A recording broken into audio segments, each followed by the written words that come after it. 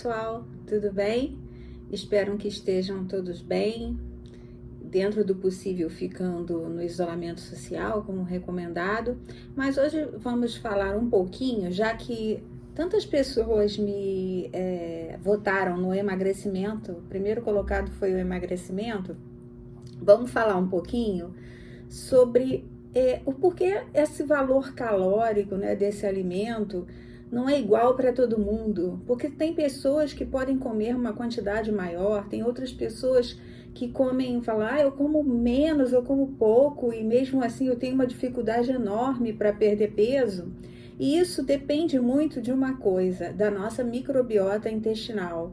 Então, assim, nós temos no corpo, assim, trilhões mesmo de bactérias que compõem essa nossa microbiota intestinal. Então, dependendo de como elas estejam, né, elas vão influenciar diretamente nesse emagrecimento e na nossa gordura corporal, né? Como assim? Como que a gente pode... Como que isso acontece? Porque dependendo de como está esse funcionamento intestinal, e não estou falando aqui de reloginho, eu sou como um reloginho, meu intestino funciona todos os dias no mesmo horário, independe disso, tá? Esse funcionamento perfeito está ligado não a número de vezes que você vai ao banheiro somente, mas como que está a permeabilidade desse seu intestino. E isso está ligado lá a essas bactérias, a esses trilhões de bactérias intestinais, né? Quanto maior a permeabilidade desse intestino, ou seja, quanto mais permeável ele está, mais a gente chama que ele vai gotejar, ou seja, vai sair o que deveria estar ali, vai para outro lugar que não deveria, e isso vai provocar as outras consequências.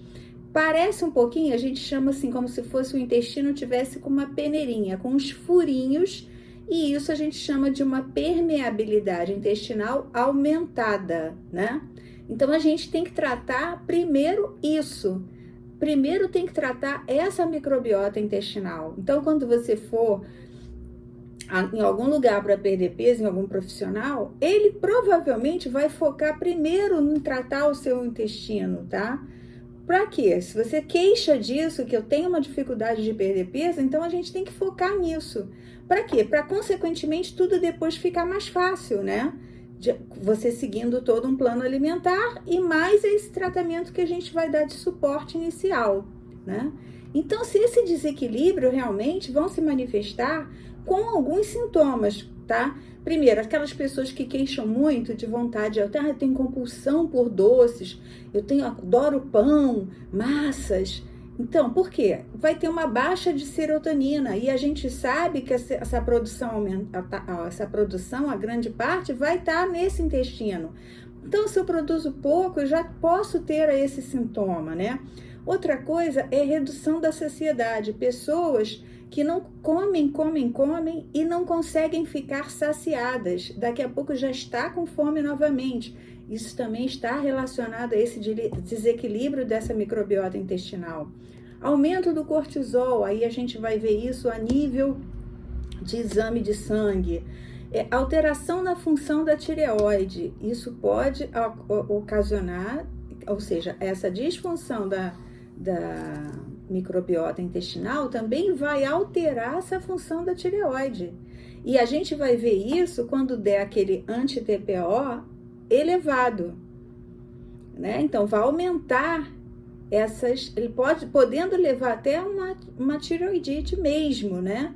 Ou seja, um Hashimoto. E tudo tá ligado ao quê? A microbiota intestinal. E a fome e saciedade, como a gente já falou isso, devido à inflamação que vai provocar lá no hipotálamo como consequência, vai levar esse desequilíbrio entre fome e saciedade. A pessoa está sempre com fome. Eu tenho muita fome. E é uma queixa muito comum, né, no consultório. Então, gente, quando a gente fala em emagrecimento, a gente vai falar muitas coisas, mas o primeiro passo que eu quis colocar aqui é que a gente tem que focar nessa microbiota intestinal.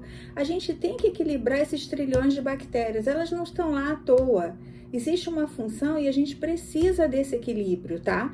Para que a gente possa desinflamar, né? Então, a gente vai usar uma alimentação, uma dieta anti-inflamatória, tá? A gente vai ter que modular os lactobacilos. E aí perguntam sempre para mim, qual que eu tomo? Qual?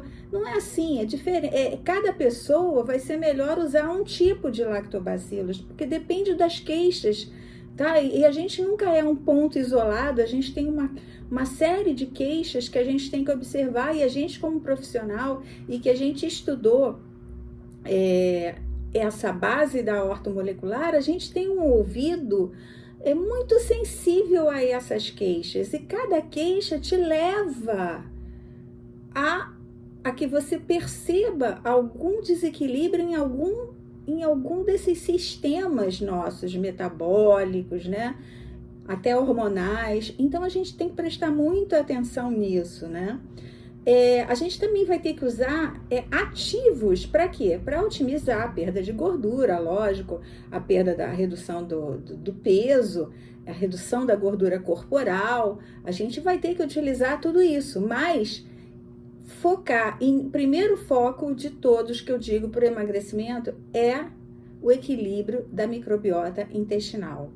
Depois vem outros passos que são muitos e super importantes também. Mas, nesse início, eu quero dizer para vocês que existe essa diferença, sim, entre perda de peso e um e outro. Um alimento, a caloria de um alimento não é igual para duas ou mais pessoas por causa dessa microbiota. Será que um está com a microbiota mais equilibrada? Será que o outro está com o intestino peneira?